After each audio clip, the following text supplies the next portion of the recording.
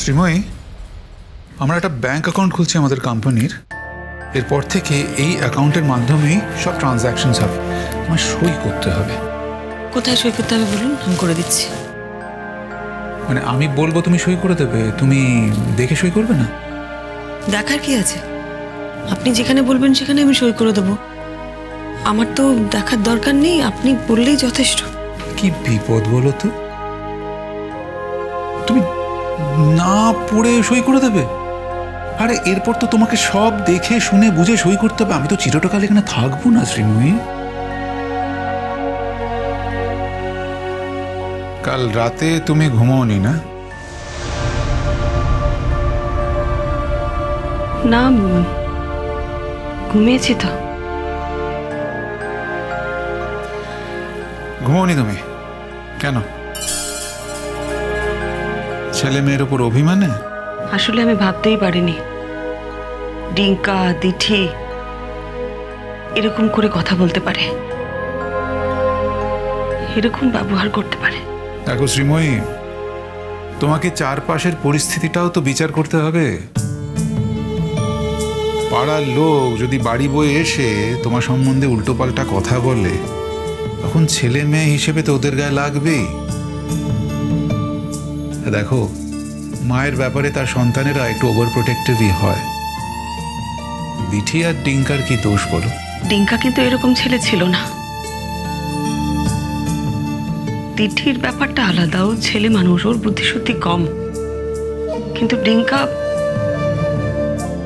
সবসময় আমাকে সব ব্যাপারে সাপোর্ট করেছে। ওর মায়ের কোনো কাজ কখনো ওর খারাপ মনে হয়নি। আজ টিঙ্কাও এরকম করে বলল। আপনাকেও কিন্তু খুব ভালোবাসতো ওরা। আপনার সম্পর্কে ওদের মনে এরকম ধারণা?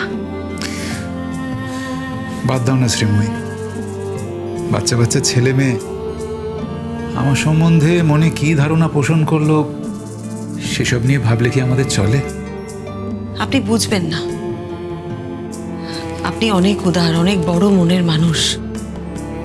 তো আমার যে কোথায় লাগছে, কোথায় অপমান লাগছে, আমি আপনাকে বোঝাতে পারবো না। শ্রীময়, সব অপমানটা অপমান মন থেকে বার করে দাও। দেখো, সামনে এখন আমাদের অনেক কাজ, সব কিছু তৈরি করে দিয়ে আমাকে যেতে হবে। আমার ওখানে বিলেতে কত কাজের ক্ষতি হচ্ছে তুমি জানো? এখন তো ফ্লাইটটাও চালু হয়নি, কিন্তু যে কোনো দিন চালু হয়ে যেতে পারে।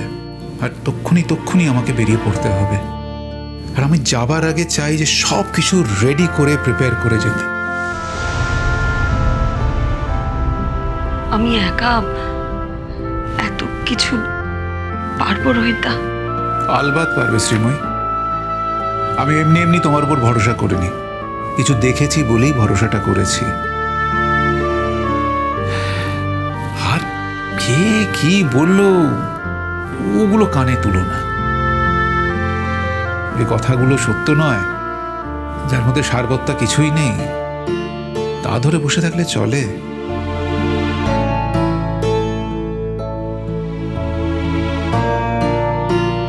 নাকি কথাগুলো সত্য? না, আমি তোমাকে অপ্রস্তুত করার জন্য কথাগুলো বলিনি। দেখো শ্রীময়ী, কলেজে যেদিন আমি তোমাকে প্রথম দেখেছিলাম, সেদিন থেকে আমি তোমাকে ভালোবাসি। তুমি ছিলে আমার যৌবনের স্বপ্ন, আমার তারুণ্যের বিশ্বাস। আর এই প্রায় প্রৌঢ় বয়সে এসে আমার বড় ভরসা। সত্যি করে বলুন তো, আপনি বিয়ে করেননি কেন? দেখো, বিয়ে করার যে ইচ্ছে হয়নি তা নয়। আমার জীবনে তো কেউ নেই, জীবনটা একদম খালি, একা। আর যে মানুষটা একা থাকে না, প্র্যাকটিক্যালি সেই বুঝতে পারে একা থাকার যন্ত্রণাটা কি। হ্যাঁ, বাইরে থেকে দেখলে মনে হবে হাজার হাজার মানুষের সাথে কাজ করছে, হাজার হাজার মানুষের সাথে মিশছে, কিন্তু দিনের শেষে, কাজের শেষে যখন আমি আমার ব্যক্তিগত জীবনে ফিরে আসি, তখন সেই জীবনে কেউ নেই, কেউ না। খুব একা লাগে, ফাঁকা লাগে, ভালো লাগে না। হ্যাঁ, 2-3 জন মহিলা যে আমার প্রতি আগ্রহ দেখায়নি তা নয়, আমারও যে 2-1 জনকে ভালো লাগেনি সেটাও নয়। ভালো লেগেছে, ওদেরও হয়তো ভালো লেগেছে, কিন্তু যে কথা বলেছি না, যেই ওদের সাথে মিশেছি, মনে হয়েছে যে না, এটা আর এগিয়ে নিয়ে যাওয়া যাবে না। সমস্যাটা কোথায় জানো? মনের মধ্যে তো সে একজনই বসে আছে, জাঁকিয়ে, এবং যাকেই ভালো লাগে প্রাথমিকভাবে তারই সাথে এই মনের মানুষটির তুলনা করি আমি। ব্যাস, সেই তুলনাতে প্রত্যেকেই ফেল পড়ে যায়। সেই মানুষটির তুলনা শুধু একজনের সাথেই হয়।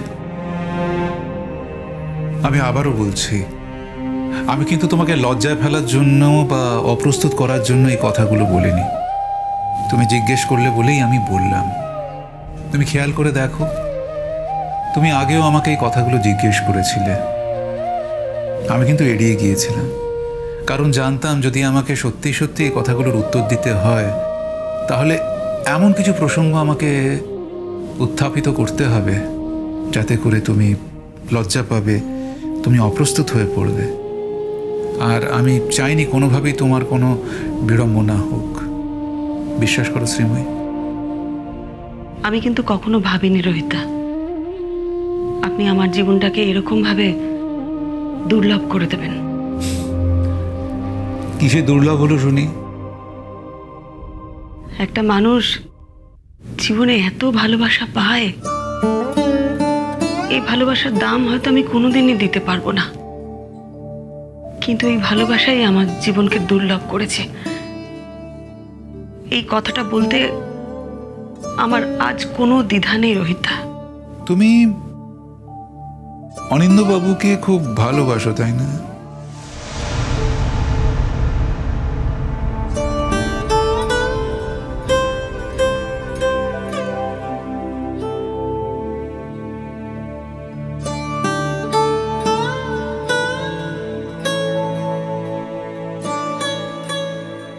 দেখো শ্রীময়ী, আমি তো শুধুমাত্র তোমার প্রেমিক নই, আমি তোমার বন্ধুও বটে।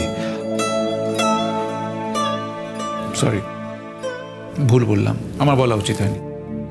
প্রেমিক বলা যাবে না টেকনিক্যালি, কারণ প্রেমিক বলতে হলে দুতরফা প্রেমটা হওয়া উচিত। I take it back. বন্ধু, বন্ধু বলে তো ভাবতে পারো, আমি তো তোমার বন্ধুও বটে।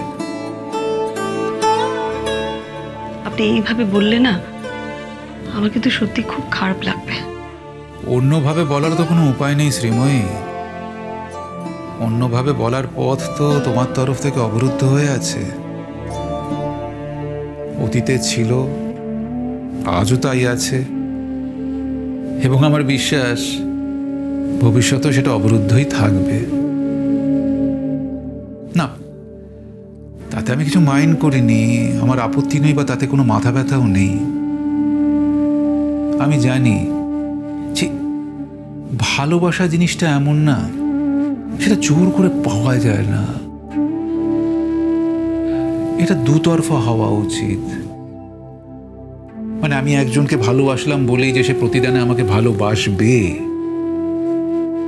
তার কিন্তু কোনো নিশ্চয়তা নেই। তুমিও তো একজনকে উজাড় করে দিয়েছিলে তোমার তরফ থেকে। অনিন্দ্যবাবুকে তো মন প্রাণ দিয়ে তুমি ভালোবেসেছিলে, প্রতিদানে তুমি কি পেয়েছো বলো?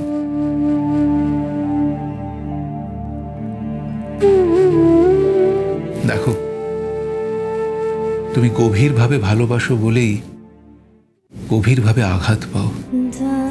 এই ঘরকন্যা রান্না বান্না করা ছাড়াও তুমি আরেকটা জিনিস খুব ভালো করতে পারো। কি বলতো? নাটক। এই কি কি বলতে চাইছো কি তুমি? হ্যাঁ, আমাদের এই পরিবারটাকে ভেঙে দিতে চাইছো? বোনের সংসারটা শেষ করে দিতে চাইছো তুমি? আর আঘাত পাও বলেই তোমার চোখ থেকে জল পড়ে। এ কথা সত্যি। সেই অল্প বয়সে বিয়ে হয়েছিল তো, ওই মানুষটার প্রতি না একদম মুগ্ধ ছিলাম। আমার মনে হতো জানেন তো, ওনা এই পৃথিবীতে সব কিছু পারে। ওর মতন ক্ষমতাবান, ওর মতন শক্তিমান পৃথিবীতে আর কেউ নেই। আসলে আমি আমার ইচ্ছে দিয়ে ওকে গড়েছিলাম, তার সাথে বাস্তবের কোনো মিল ছিল না। অল্প বয়সে মানুষ তো একটু কল্পনাপ্রবণ হয়, আর তাছাড়া ছোটবেলা থেকে স্বামী সম্পর্কে একটা ধারণা তো আমাদের তৈরি করে দেওয়াই হয় মনের মধ্যে।